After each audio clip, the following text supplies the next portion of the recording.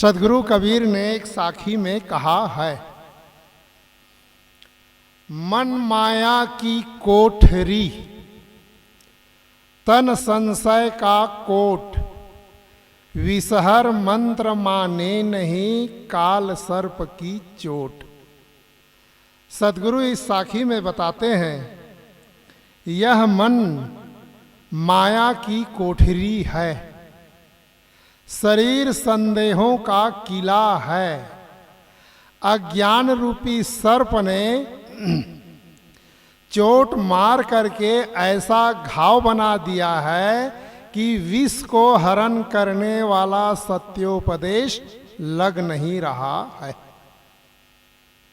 जैसे कपड़ा रखने की कोठरी, कपड़ों को रखने की कोठरी होती है, बर्तनों को रखने की कोठरी होती है, पुस्तकें रखने की कोठरी होती है, अनाज रखने की कोठरी होती है, या अन्य वस्तुओं को रखने की कोठरी होती है। वैसे एक कोठरी है और उस कोठरी का नाम है मन।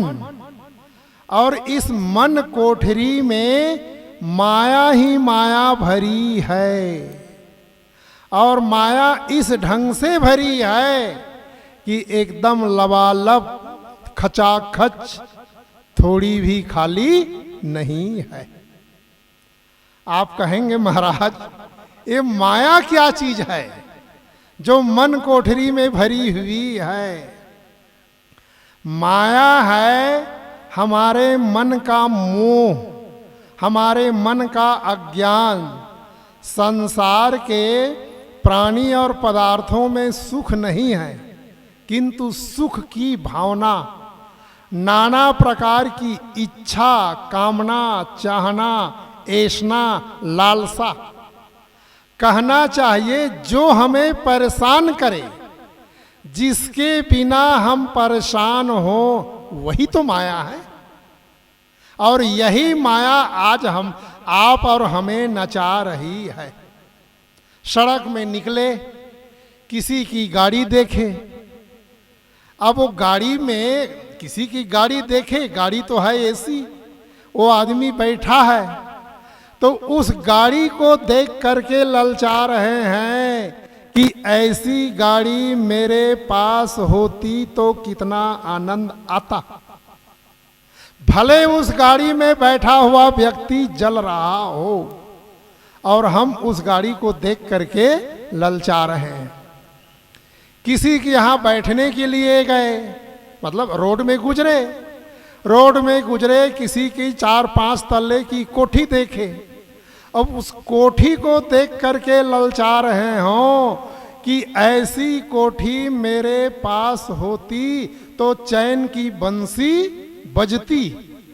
भले उस कोठी में बैठा हुआ व्यक्ति अर्धविक्षिप्त पड़ा हो और हम ललचा रहे हैं। किसी के यहाँ बैठने के लिए गए, उनका डाइनिंग रूम है, विशाल है, चारों तरफ सोफा सेट लगा हुआ है, कालीन बिछी हुई है। अब उस डाइनिंग रूम को देख करके ललचा रहे हैं कि ऐसा डाइनिंग रूम मेरे पास होता तो बैठने में कितना आनंद आता। भले उस डाइनिंग रूम में बैठा हुआ व्यक्ति यह कह रहा हो कि मेरे जैसे दुखी इस संसार में कोई नहीं। बस ये जो ललचाने की जो भावना, यही माया है। दूसरों के धन, दूसरों के बाल, दूसरों के वैभव, दूसरों की संपन्नता, दूसरों की कुर्सी, या और आप अनेक चीज ले सकते हैं, तो दूसरों के प्रभुता को देख देख करके ललचाने की जो भावना हमारे मन में टिकी हुई है, यही माया आज और आपको और हमें परेशान कर रही है, और कोई दूसरी माया नहीं। यद्यपि एक महापुरुष ने इस संसार को ही माया कहा है, किंतु विवेक से देखने पर पता लगता है संसार माया नहीं है। संसार के प्रति हमारे मन में जो आकर्षण है, खिंचाव है, वो माया है। और वही माया तो नचा रही है कि बाहर की माया नचा रही है। एक आदमी है, बीड़ी नहीं पी रहा है, तो बीड़ी के विषय में कोई उसको परेशानी नहीं है। और जैसे बीड़ी पीने की आदत बनाए वो, अब एक दिन बीड़ी नहीं मिल रहा है तो तड़फड़ा रहा है कि नहीं? होता है ना, पीने वाले भी होंगे। और कितनी परेशानी होती है जब बीड़ी नहीं मिलती है, तो वही जानेगा वो। एक आदमी है, उसको तंबाकू खाने की आदत नहीं, गुटखा खाने की आदत नहीं है, तो उसके विषय में कोई परेशानी नहीं है। किंतु जब गुटखा खाने की आदत बन गई, तंबाकू खाने की आदत बन गई, तो उसके बिना वो परेशान हो जाता है। और कितने लोग कह भी डालते हैं कि एक दिन भोजन नहीं मिलेगा तो चल जाएगा, किंतु बिना गुटखा के नहीं चलेगा। होता है ना, तो वही तो माया है। मैं कह रहा था कि जिस कोठरी में आप कपड़ा रखते हैं, जिस कोठरी में आप बर्तन रखते हैं, सामान को इधर उधर करें तो और अन्य सामान रखने के लिए कुछ जगह मिल सकती है। किंतु इस मन कोठरी में माया इस ढंग से भरी है, इस ढंग से भरी है कि थोड़ी भी खाली नहीं। कैसे एक उदाहरण से समझे। जैसे यहाँ 2 दिन का सत्संग हो रहा है, माता बुलाई है, तो गुरुजी आए हुए, समाज सहित और संत भी पधारे हुए हैं। ऐसी पुरानी घटना है, करीब 30-35 साल पुरानी घटना है। गुरुदेव जी सदगुरु श्री अभिलाष साहब का एक क्षेत्र में कार्यक्रम था। गांव में जगह का अभाव था, एक गांव में कार्यक्रम था, तो गुरुजी का आसन किसी प्रेमी के यहाँ और अन्य संतों का किसी प्रेमी के यहाँ बिखर करके लगा हुआ था। तो एक मकान में कुछ एक प्रेमी के यहाँ कुछ संतों का आसन था, तो उन्हीं लोगों के साथ मेरा भी आसन था। तो जैसे उस घर में घुसते तो घर के सामने ही घर का मालिक, करीब वो रहा होगा 76-77 का, उनका रूम था। और अंदर में और परिवार के लोग रहते थे, ऊपर 1-2 कमरे थे, उसमें संतों का आसन लगा हुआ था। तो वो जो घर का मालिक था, जो वृद्ध था, उसको बीड़ी पीने की आदत थी।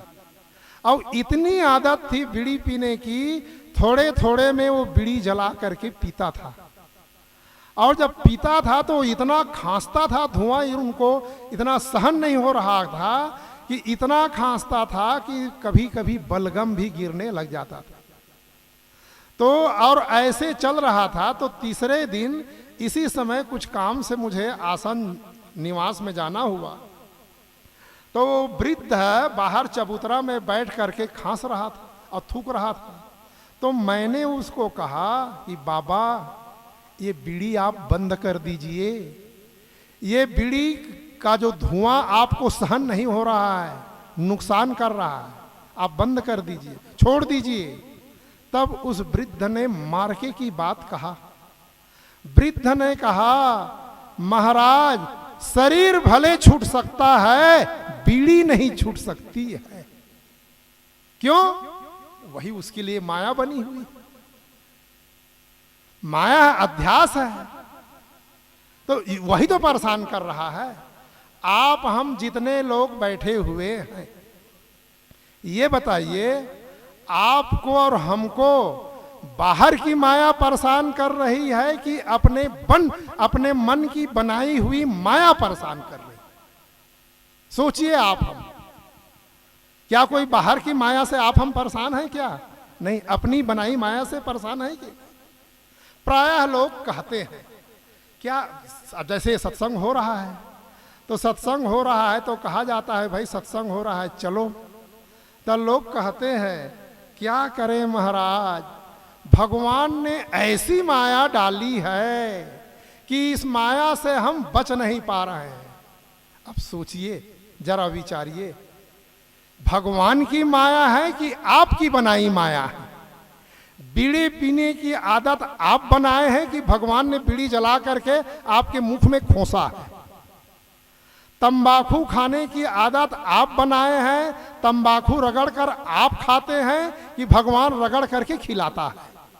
सोचिए जरा इस बात। एक लड़का है, एक लड़की है, दोनों एक जगह पढ़ रहे हैं और दोनों का मन साफ है, किंतु दोनों का मन जब गंदा हो गया तब दोनों एक दूसरे के लिए फटफटा रहे हैं कि नहीं? और कितने लोग तो शालीनता पूर्वक पेश आते हैं, कितने लोग कह भी डालते हैं, तेरे बिना मुझे नींद नहीं आ रही है, तेरे बिना मुझे भोजन नहीं रुच रहा है, मेरा जीना हराम हो गया है। तो ये बताइए, ये जो आदत है, ये जो मतलब गलत आदत जो बनाए हैं, ये भगवान की बनाई हुई माया है कि उस लड़के और लड़की की माया? तो भगवान की माया आप हमको नहीं नचा रही है, हमारी बनाई हुई गंदी आदत, गलत स्वभाव, गलत कर्म, गलत सोच, यही माया आप हमको नचा रही है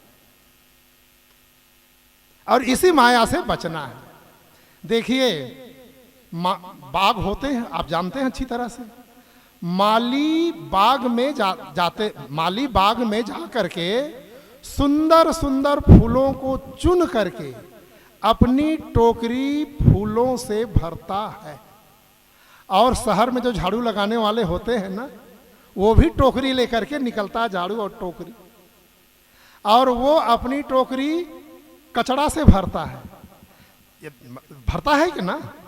कचड़ा से भरता है। यदि मतलब उदाहरण है, उदाहरण का हम सर्वांश न लें, लक्ष्यांश लें। एक आदमी जगह गंदा कर रहा है, तो गंदा करने वाला बड़ा है कि साफ करने वाला बड़ा है? बड़ा साफ करने वाला है ना। तो यहाँ उदाहरण हम सर्वांश न लें, लक्ष्यांश लें। टोकरी माली को भी मिली है और कचड़ा झाड़ू लगाने वाले को भी मिली, किंतु माली अपनी टोकरी फूलों से भर रहा है और कचड़ा उठाने वाला अपनी टोकरी कचड़ा से, गंदगी से भर रहा है। ये मनुष्य शरीर भी तो एक टोकरी है कि नहीं? कबीर साहब ने बीजक में कहा है कि फूल रहन की टोकरी और घोरे खाया घी। यह मनुष्य शरीर फूल रखने की टोकरी है। अंतः शरीर को कबीर साहब ने टोकरी की संज्ञा दिया है, और वो जो मनुष्य शरीर रूपी टोकरी आप हमको मिली हुई है। अब आप हम विचार करें, इस टोकरी में क्या भर रहे हैं? ये आपका और हमारा विचार है। यदि इस टोकरी में फूल भरेंगे तो निश्चित है जीवन खुशबू से महकेगा, और गंदगी भरेंगे तो इस अंतर शरीर से बदबू निकलेगी कि नहीं?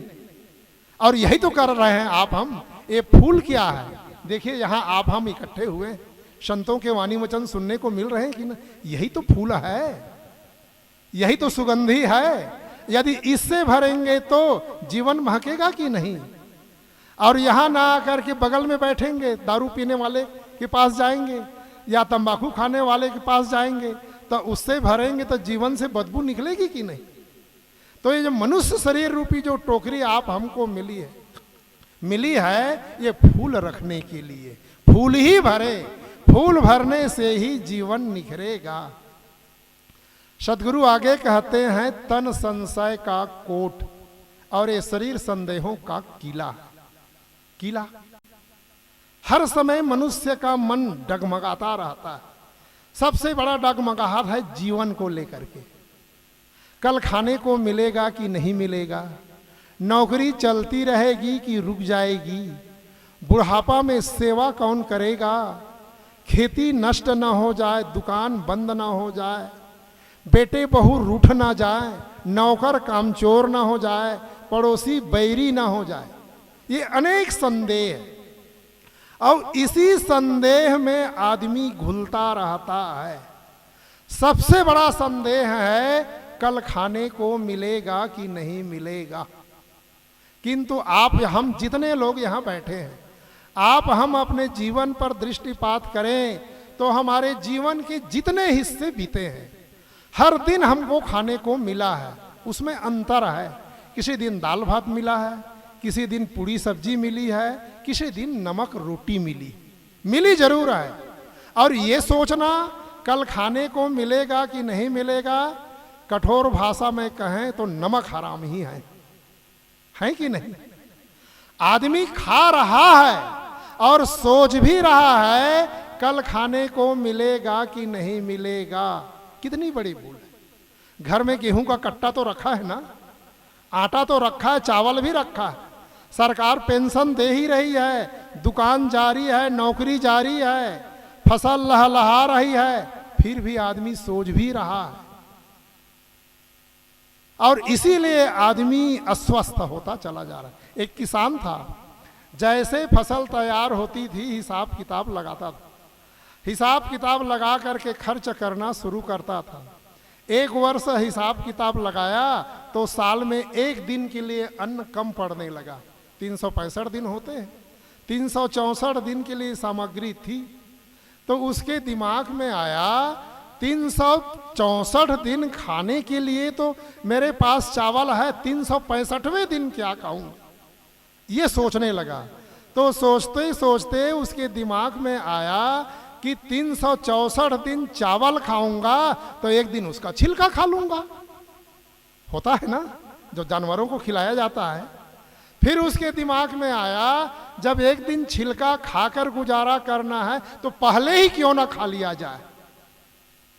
रात्रि में सोचा, दैनिक सुबह उठा, दैनिक क्रिया से निवृत्त होने के लिए गया, निवृत्त होकर के आया, अपनी पत्नी को कहा ले आओ। तो पत्नी सोची किसान आदमी, हल नाधना है इनको। आज की बात नहीं, पुराने जमाने की बात है, आज तो ट्रैक्टर का युग है।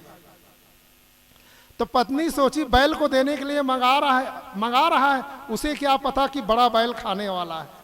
ला करके रख दी और वो काम में लग गई। वो आदमी पत्नी देख न लेके फटक को ढकेल दिया और ढकेल करके उठाया, मुख में डाला और जैसे डाला वो गला में आकर के फंस गया, न नीचे उतरा न बाहर निकला और थोड़े ही देर में उसका प्राण पखेरु उड़ भी गया। आज आदमी यही तो हो रहा है। सब कुछ है घर में, बेटे हैं, बहू है, नाती है, पोता है, सारी चीजें हैं, किंतु आदमी का दिमाग घूम रहा है कैसे होगा कैसे होगा। देखिए जवान लोग तो चिंता कम करते हैं, बूढ़े लोगों को अधिक चिंता होती है। जितने बूढ़े हैं, मतलब सबकी बात नहीं है, लेकिन ज्यादातर घर की सारी जिम्मेदारी तो बेटे बहू को सौंप देंगे, यहां तक ताला चाबी भी दे देंगे, किंतु चिंता अपनी खोपड़ी में रखे रहते। यदि पोता है, 4 बजे छुट्टी हुई, 1 घंटा विलंब हो गया, तो मम्मी और पापा उतना नहीं दुखी होंगे जितना दादा और दादी दुखी। होता है कि नहीं। और यही चिंता तो मार रही है और इसी में आदमी घुट घुट करके मर रहा है। जैसे वो किसान जब 364 दिन के लिए सामग्री इकट्ठा कर लिया था तो 365वें दिन के लिए भी वो व्यवस्था कर लेता, किंतु संतोष नहीं था। और संतोष न होने से 364 दिन की सामग्री से हाथ तो धोया, पूरी जीवन लीला से भी वो हाथ धो बैठा। ये नाना प्रकार के जो रोग आ रहे हैं ना, शुगर बढ़ जाना, हार्ट फेल हो जाना, हार्ट अटैक आ जाना, क्या है? आदमी निरर्थक सोचता है और सोच सोच करके अपने आप को उलझा ले जाता है। चीता और चिंता दोनों में एक बिंदु का फर्क है। चीता मुर्दे को जला रही है और चिंता जीते जी आदमी को जला रही है। तो सद्गुरु कहते हैं तन संशय का सोच, तन संशय का कोट, ये शरीर संदेहों का किला। विषहर मंत्र माने नहीं काल सर्प की चोट।